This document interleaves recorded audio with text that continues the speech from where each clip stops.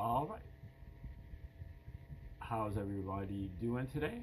Welcome to my channel. And this is for educational purposes. Today is our 286th Bible Decode. We tend to focus on things that are very important, but that you probably never heard about because they've been suppressed and somebody has a vested interest in you not knowing about this. We look at grand unified theories, all-encompassing theories, and magnum opuses and tour de forces, earth-shattering discoveries, and there's plenty of that in the Bible Decode sphere. We've been focusing on the Roman origins hypothesis and on the Dead Sea Scrolls. The Roman origins hypothesis that the Romans are the true authors of the New Testament. They did it as a psychological operation against the Jews, and so the story of Jesus is entirely fictitious, although it could have been based on some actual events or possibly even an actual text that they were working from, but the Gospels, as they've come down to us, are fabricated, and the Dead Sea Scrolls kind of fills that void that are left by the Gospels. In addition, the work of Josephus, the Jewish/Roman historian who is best known as being the only real corroborating evidence of the existence of Jesus in the first century. He is also fictitious because if you the psychological operation that the Romans tried to pull off and really did succeed in pulling off involves the work of Josephus as well as the Gospels, and they're intended to be read together, and the authors of the two works are the same. So whoever Josephus was is also the author of the Gospels, at least the Synoptic Gospels, and that is all traced back to the Flavian emperors of the Roman Empire from 69 until 96 AD.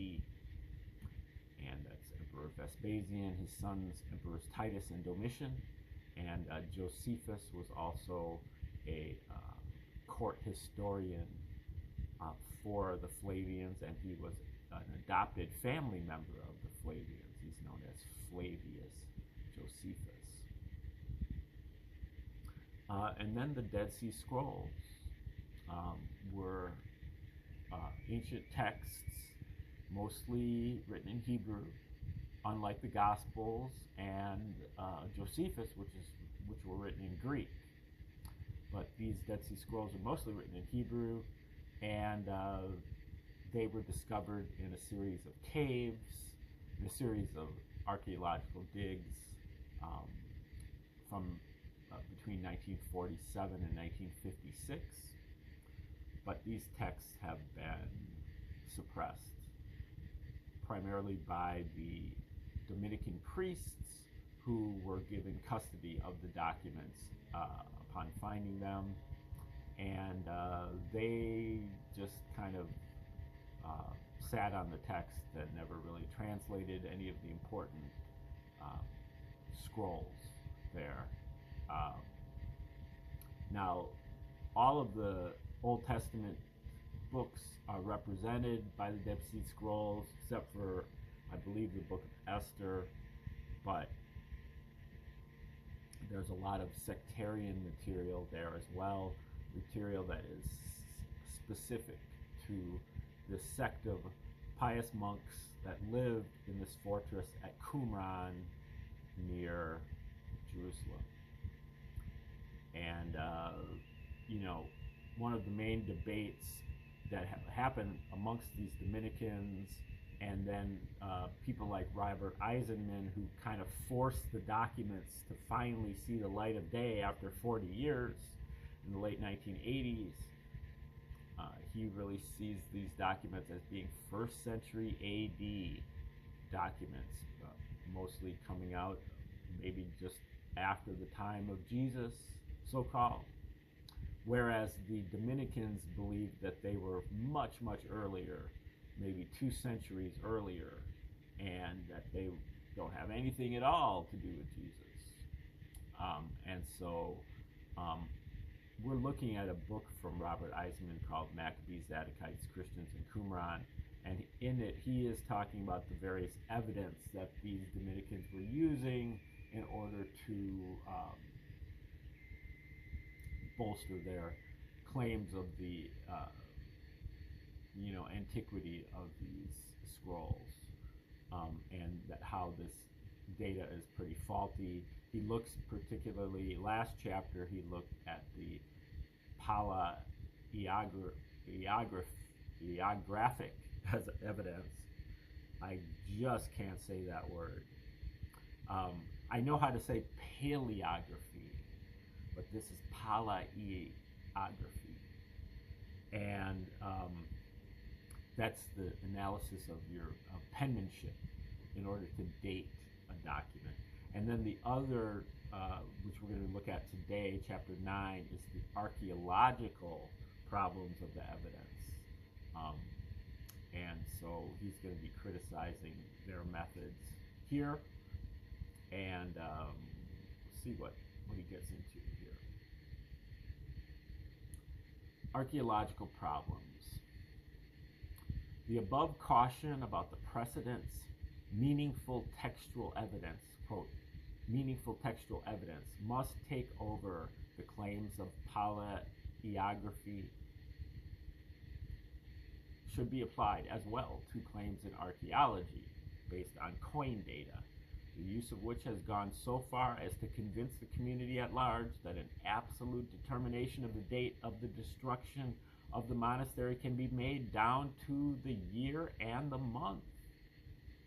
The reason this destruction in particular is so important is that the Habakkuk Pesher, and that's one of the Dead Sea Scrolls documents, and a Pesher is kind of like a insider's decode, used by the Jews primarily in the Talmud, and I guess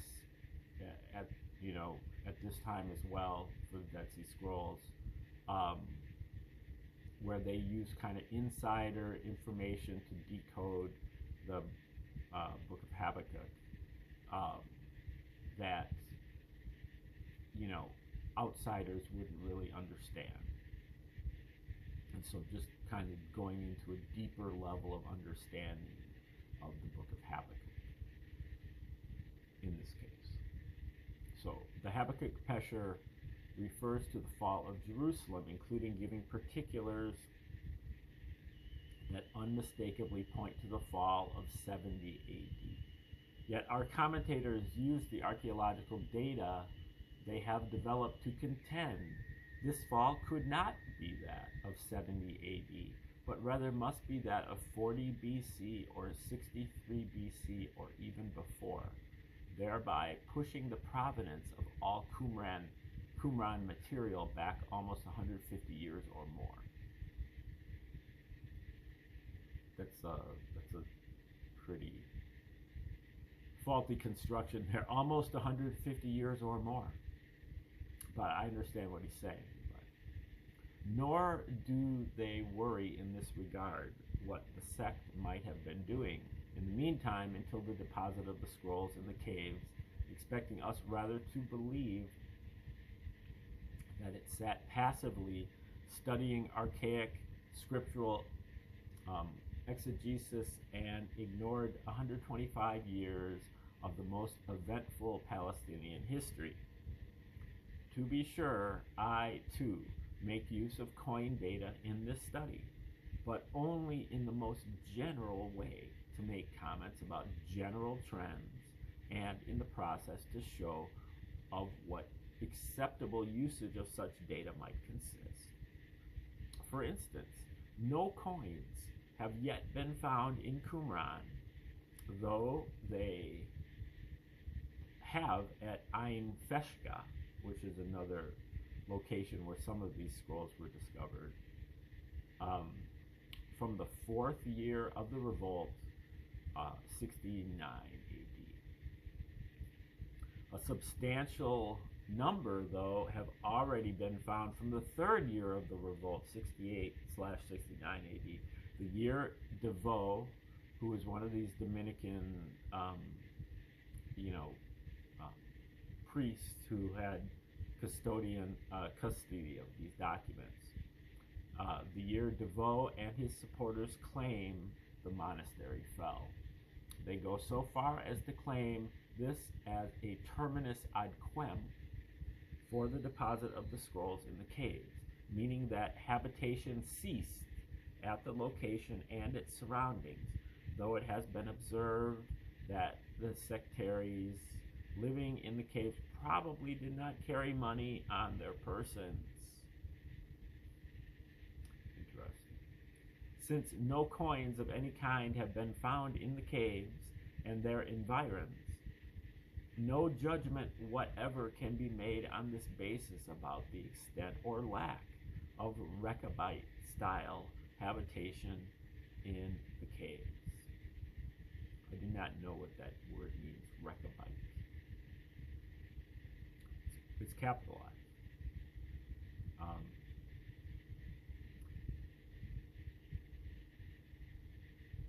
Decode claims that minting must have begun in the spring of the year 68 AD, which would have left enough time for this substantial number of coins to get to Qumran before its fall, which he places in June 68 AD. But in the year 68, the siege of Jerusalem began, and it is surprising that as many coins got out to Qumran as did. In fact, it is not even clear if Roman troops did invest the area until 69 or 70 AD. It would be equally surprising if many more got out after that year. And given the conditions in the city in 69 and 70, very few were likely to have been minted anyhow. In any event, Jewish coins would hardly have been a very good tender in Jericho or similar outlying regions any longer. In this context, Decode claims that Phoenician and other non-Jewish coins were found in the layer overlaying that of the presumed destruction in 68 AD. Finding such foreign coins is taken as proof positive that a Roman contingent occupied the location from 68 onwards, despite the fact that the number of such coins are few, and finding coins in a given place says nothing about who the given individual was who happened to drop them there, or for that matter when, only that he could not have dropped them there before the said date on the coin. In particular, it says nothing about the precise date of the fall of the monastery. To counter some of the objections I raised, it has been pointed out that a hoard of coins from the 5th year of the Jewish revolt was found in the Masada excavations. And Masada was another fortress that was south of Qumran, and this was kind of the last stand for the Jews in this war between the Romans and the Jews from 66 to 73 AD. And it ended with all of the Jews committing suicide rather than having to surrender to the Romans at Masada. Now this is all according to the history of Josephus, which, as I noted, is not trustworthy because it's all part of a psychological operation, so can't be sure that that happened. Some authors like Ralph Ellis will tell you that Josephus is lying and that there's propaganda going on. But when Josephus is not being a propagandist, he's actually telling the truth about the history because, he wants to make it look good because it can be compared with other accounts, and maybe it's slightly some type of an ego thing. He wants to get do the history right. That's hardly believable to me. So I just kind of discount Josephus in general, which is a major problem because Josephus is by far our greatest source of information on the first century, probably both AD and BC. This is true, meaning the hoard of coins from the 5th year of the Jewish revolt found at Masada. This is true, but many refugees from Jerusalem undoubtedly fled in a straight line across the Bethlehem plain to Masada after the fall of Jerusalem, which occurred in 70 AD.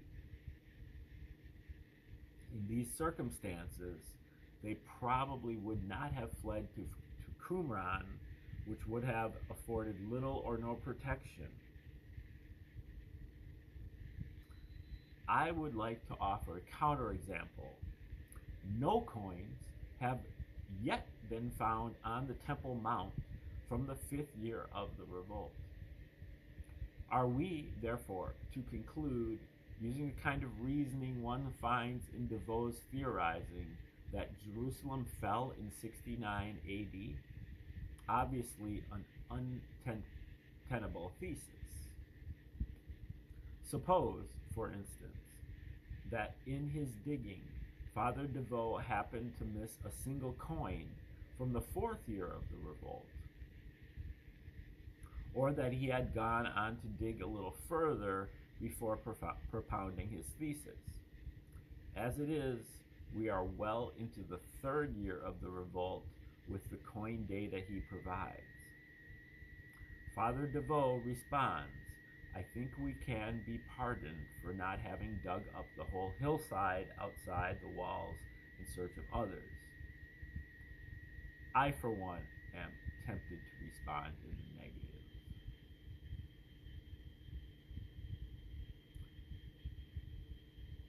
The same father, meaning priest, in his zeal for his dating theories, let it be broadcast to the scholarly world that a coin from the 10th Roman Legion had been found at Qumran, thereby sending colleagues like Cross, another one of these Dominicans, into a frenzy of activity to trace the movements of this legion, since previously it had been assumed it was quartered somewhere else at the time. When it was subsequently pointed out to DeVoe that the X on the coin in question was not the quartermaster's mark of the 10th Roman Legion, he was forced to retract his claim. But his retraction was hardly ever heard, and one still sees the original contention repeated in many quarters as fact. Abd Malik, another one of these priests, who in so many ways is closely identified with DeVoe, in addition to disagreeing with him on whether the fallen wall and broken dishes reflect the Herodian destruction or that of the Jewish revolt, has, on the basis of coin data, queried the master's evidence for the absolute abandonment of the monastery in the Herodian period. One is permitted, on the basis of coin data, to say certain kinds of general things, as Malik does, but one is not permitted to say that the monastery was destroyed in 31 BC, any more than one is permitted to say anything more than the monastery was not deserted before 68 AD, 68, 69 AD. certainly not the opposite. When making a case for the absolute abandonment of this site, one must take into account all information from other habitable locations around Qumran, since the sectaries probably lived in caves, Rechabite booths, or slept outside, not in the monastery, which was reserved for communal activities of one kind or another. On the basis of the available coin data, one is not even permitted to assert that it was abandoned until 136 AD. A distinct possibility, since little else can explain why such an obvious hiding place as Cave 4 was not disturbed even more than it was between 70 and 136 AD, when the site was inhabited by several unspecified groups. As far as this continuing habitation goes, there is, to be sure, a diminution of coins after about 75 AD, and these coins until the Bar Kokhba period are all pagan, and the Bar Kokhba revolt was 132 to 135 AD. So from 75 until 135 AD, the coins are all pagan. After the fall of Jerusalem, however, no one would be using anything but pagan coins until the time of Bar Kokhba, and as I have noted, there is a substantial distribution of coins at other sites like Ain Feshka, even after 75 AD. What then can be said archaeologically speaking about the deposit of the scrolls in the caves and the final abandonment of the site? Almost nothing, only that we have a terminus ad quo at 68 AD and a terminus ad quem probably of 135 to 136 AD. Like, so the terminus ad quem is when they stopped living there. The ad quo is when they put the stuff in the caves. That's the way I understand it. I could be completely wrong. Eisenman is writing for an advanced audience, and we're reading it so that we can glean some tips for decoding the New Testament, which we have, but being able to understand everything that Eisenman's talking about is a different matter, because we're really just skimming the surface of this book. We're not even looking at the footnotes, and the footnotes make up 2/3 to 3/4 of the text of the whole book. We're just skipping that over. So, we're really just trying to get the general here, and maybe at a later date we'll review all the footnotes. Okay, that's the end of chapter 9. Chapter 10, I guess, is at the end, summing up. To sum up, no member of the Maccabee family can be identified in any way with the wicked priest and or the spouter of lies, or for that matter, any other pejorative title in the Qumran literature, not even the infamous Alexander Janaeus, who's very probably referred to, albeit retrospectively, in the Nahum Pesher. Okay, so more to unpack there. The Maccabees, from the title of the book, they were the dynasty of Jewish kings that had basically taken over from the Syrian Greeks, the Seleucids, in 167 or so BC, and then they led to a period of brutal but Jewish sovereignty from 167 BC till about 63 BC, when the Romans came in under Pompey, and there was a little bit of a fluid period there, and then under Herod the Great, who was the first of the puppet rulers of Rome in the Herod family. The Maccabees were in control. Now, he says that none of the Maccabees can be identified with the wicked priest or the spouter of lies. These are two of the three primary characters in the Dead Sea Scrolls, along with the wicked priest. Oh, along with the teacher of righteousness.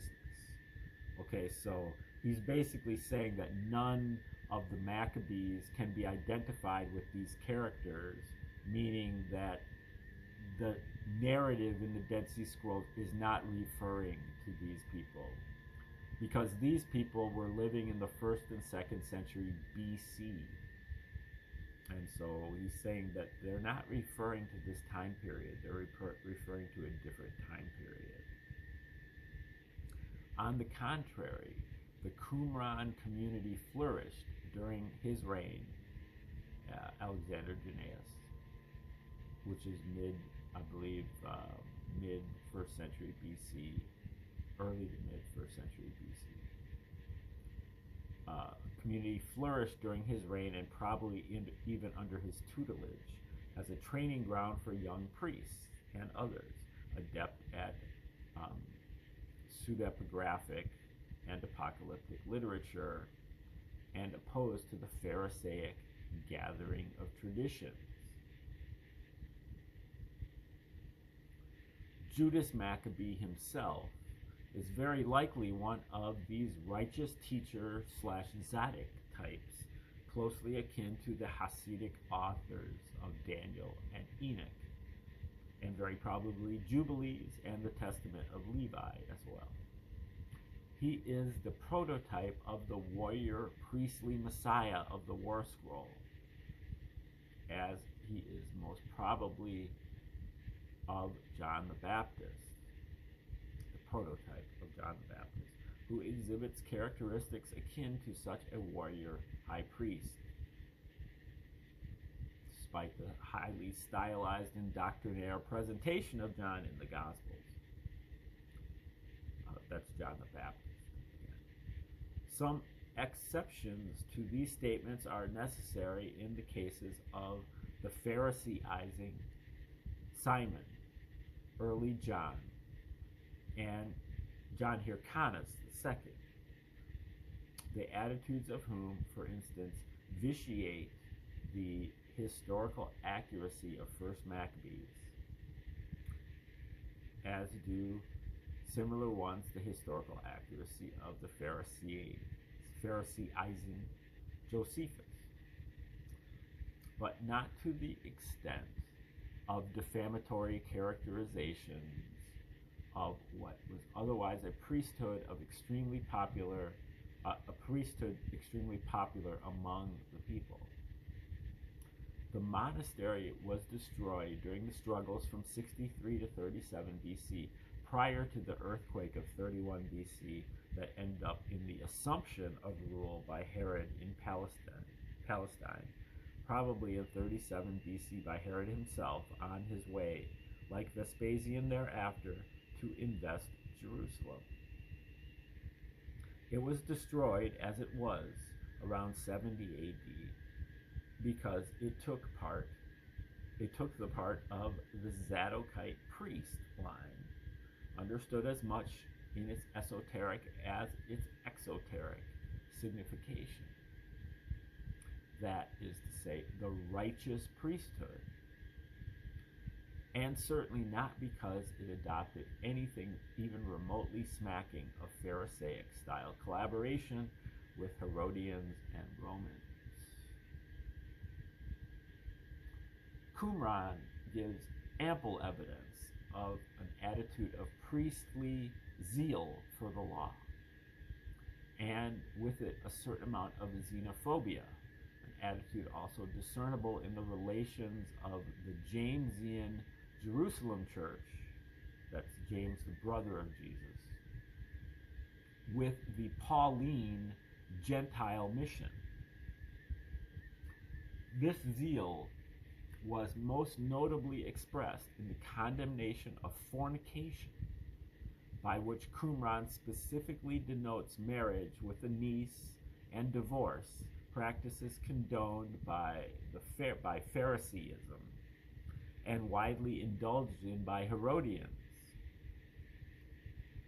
as a result of which not a few of the movement's leaders were executed. Such a monastery so close to the Herodian summer palaces near Jericho, in whose swimming pool the last Maccabean high priestly claimant was drowned, was intolerable. The outbreak of the Zealot movement in the disturbances of 4 BC until 7 AD is a misnomer foisted on uncomprehending public, including the modern by Josephus, since there was always a zealot movement or orientation as such ever since the events portrayed in 1st Maccabees, 2nd Maccabees, and Ecclesiasticus, and even before. The orientation, including a predilection towards martyrdom and suicide, is also in evidence among the supporters of Aristobulus and Antigonus in their struggles with the Romans and the latter's Herodian proteges. Here, it is important to realize that terminologies like zealots, Essenes, and Pharisees are often being used generically, not specifically. For instance, both Paul and Josephus describe themselves as Pharisees, which they are most certainly, but primarily in a generic sense, or part and parcel of what Qumran would group under the heading seekers after smooth things, that is, those seeking accommodation with foreigners. Though Josephus only applies the zealot terminology as a pejorative after the killing of the high priest Ananus, he hints at it earlier in his original description of the followers of Judas and Zadok. Okay, we're going to stop right there.